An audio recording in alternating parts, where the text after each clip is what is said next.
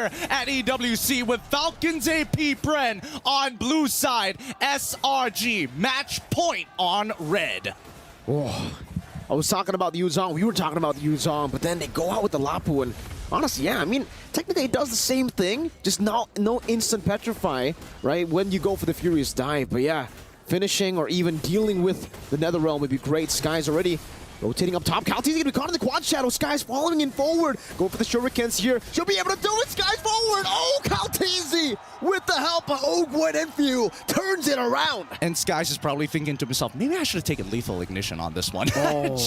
I mean, it's one of those feel bad moments, but still, it's still a 50-50.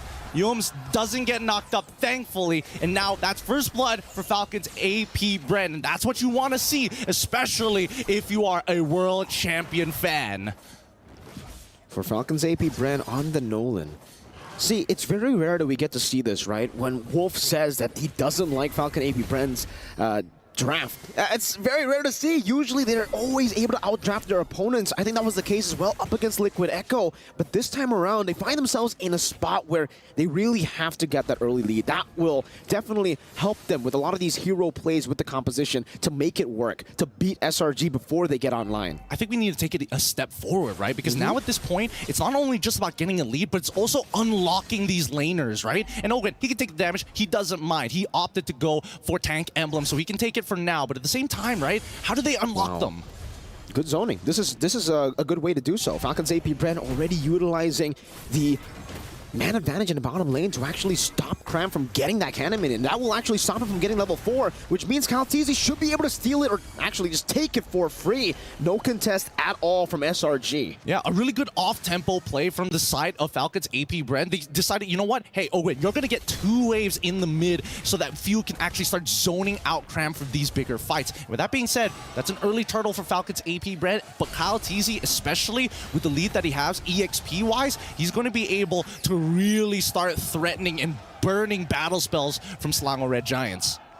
Falcons AP BREN, it's all about that farming now. Up against Skies on the Hayabusa, Nolan does have an advantage when it comes to that clear speed, so that's definitely something that Falcons AP BREN will continue to utilize here.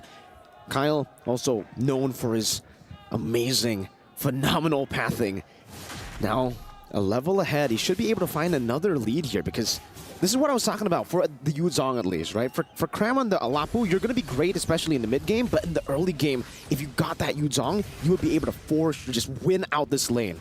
I mean, I agree that if they want to win out this lane, but at the same time, SRG is thinking a little bit further than that, right? Because look at the nature of how these games have been going. It's, yes, you get a lead in the laning phase, but then afterwards, what happens? The big turnaround we've seen from both of these teams, somehow more consistently on SRG's side, but at the same time, with the Lapu, you're now not dependent on your battle spells anymore, right? You don't need to have that Petrify Furious Dive to make something happen. You just bravest fighter and hope for the best. Warrior Boots' first item from Cram here is actually going for... I wonder what he's actually going for there. If he just wants to stay on that item. It's a Thunderbelt though, rushed in from Flapteezy. Calteezy already pushing Cram, putting the pressure down on him in the bottom lane. He's already down quite a bit from, you know, all those early ganks from Few. Now he's going to be down even more. He's going to lose an entire wave, I think, with the cut. Yeah, that's a little... Ooh.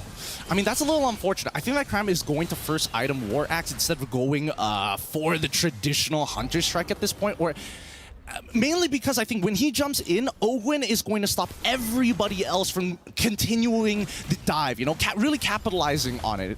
And with that peel being said, with the extra spell vamp that you get from that War Axe, it might just buy him the precious few seconds. Ooh! Youm's wild charge. All alone, though, now going to be taken down by Super Marco. Great read. And for Falcons AP BREN, it was just about speed. SRG weren't ready for that speed. Exactly. Like, I'm surprised that they even wanted to contest for it in the first place. I would have think that, you know, they would have opted to just back away. You know what? Take the turtle, whatever. Maybe we can find a lane lead somewhere. Like and fall straight into the flicker with Mini's Fury onto Innocent. 1v3 taken down under the turret. No trades for SRG. Oh boy. Good stuff coming out from Falcons AP BREN. Keep in mind, the Netherrealm is still up from Few. This was a guaranteed dive to happen. Oh, whoa. Final Slash breeding out the black shoes already. Stormy kind of in a bit of trouble now, you know? He's not even able to walk up fully because he doesn't know where's Ogwen. Now he does, and now he rotates back towards the mid lane, wants to give that wave over towards the Harith. Yums is just holding it down. Look at this read here coming in from Few. He's going to be able to get the Shadow Stampede off, but regardless, right, Falcons AP BREN are very aware that Skies has good opportunities to actually find the side. Oh! Final slash flicker into the fracture, straight into the vengeance! Well played, Falcons AP BREN. The combination to assassinate Skies. Beautiful, beautiful stuff here. World champions for a reason, am I right? Innocent. Zaman Force used up. Few rotating up top, relieving some of that pressure, and Super Marco is still ahead of Innocent. Ogwen again, the pinch maneuver under the turret, forcing Innocent to walk all the way back to that bush. SRG need to fight for priority here. At this point, like Yums, as much as he's responding, he's not helping the mid wave actually being cleared to get Stormy in a position where he can start drawing the line. By the time he gets there, it's already too late.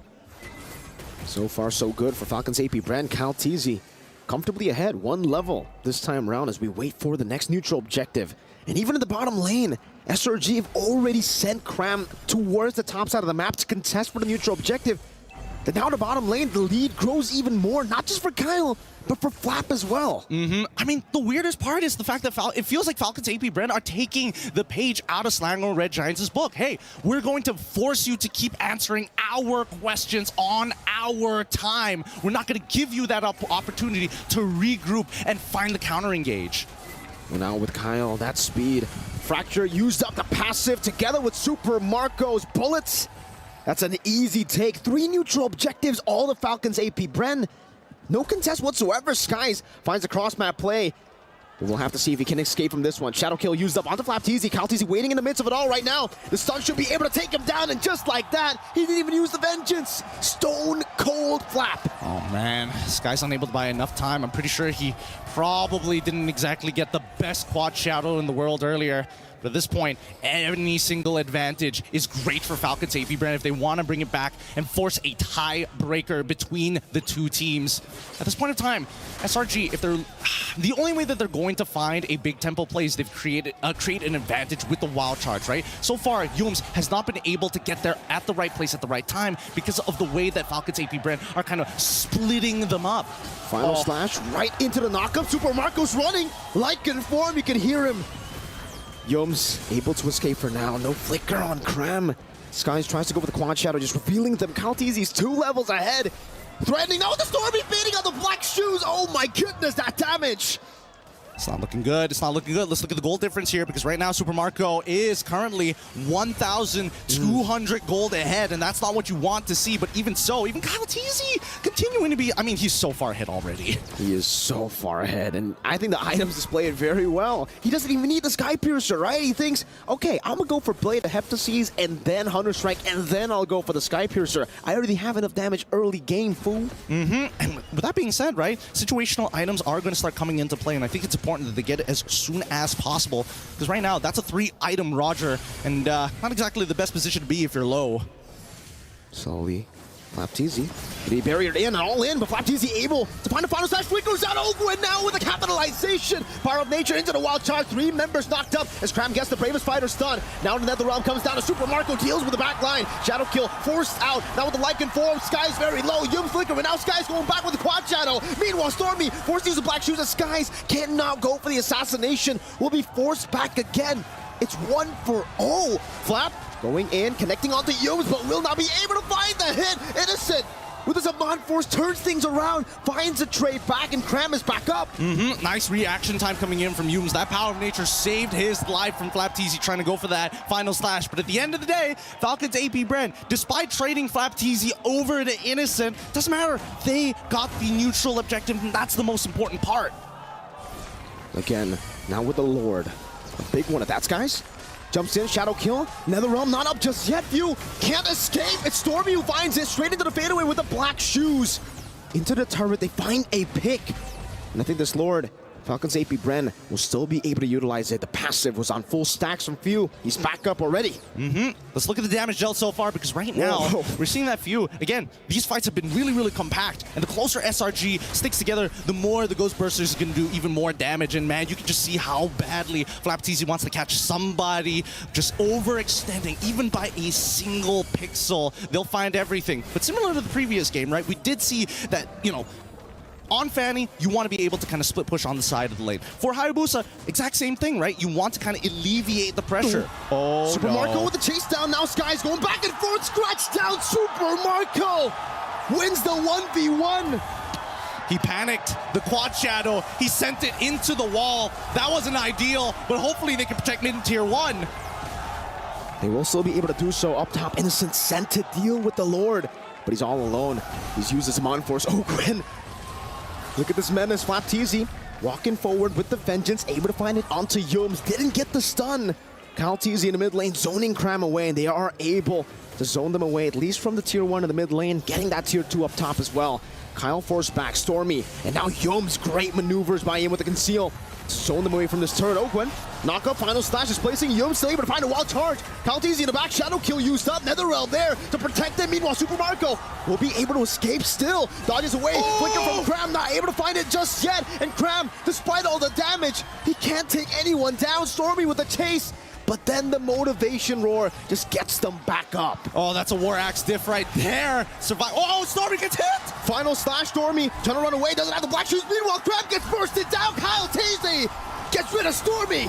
That's a 2-for-nothing trade. Falcons AP BREN has been in the driver's seat this entire game, but the lead finally extended from 5K to 6K. Again, it's starting to even out here, and worst yet, this could mean inhibitors. The next 30 seconds is going to be important. Oh, final slash.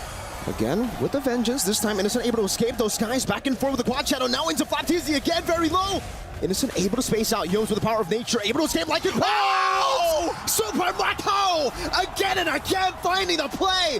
Base short number 1, in the mid lane, boom! The Filipino cannon finds another. Oh no, it's starting to fall apart for SRG. Falcons AP BREN, the chain deaths are happening! Minions Fury crowned with the bravest fighter, unable to find more. Super Marco continuing it, able to flicker out to safety. Innocent back and forth, now in another round. Final slash not connecting, Innocent cannot survive. Once again, they do it! They are showing you why they are the best in this game! Every single time you count them out, they